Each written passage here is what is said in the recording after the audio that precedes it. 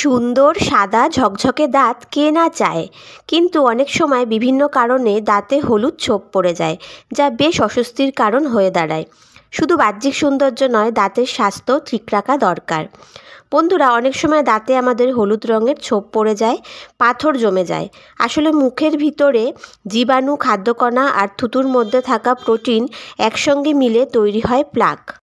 এই প্লাকই ঠিকমতো যদি পরিষ্কার না হয়, তখন সেটা মিনারেলের সঙ্গে মিশে শক্ত হয়ে এই পাথর তৈরি হয়। বন্ধুরা, এই সমস্যায় কিন্তু কম বেশি আমরা সকলেই ভুগি। কিন্তু জানো কি, দাঁত পরিষ্কার করার জন্য সবসময় কিন্তু যে অনেক খরচ করতে হবে তেমনটা নয়।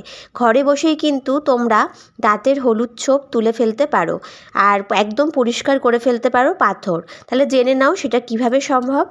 আজকের এই ঘরোয়া টিপসটা নিয়ে চলে এলাম তোমাদের সামনে। তো কি করব, একটি পাত্রে 1 চামচ প্রথমে কফি নিয়ে নেব। তো দেখো, এখানে আমি 2 টাকা দামের একটা কফি নিয়েছি, যেটা 1 চামচ কিন্তু হয়ে গিয়েছে। এরপরে আমি এর মধ্যে আরও কিছু উপাদান দিচ্ছি,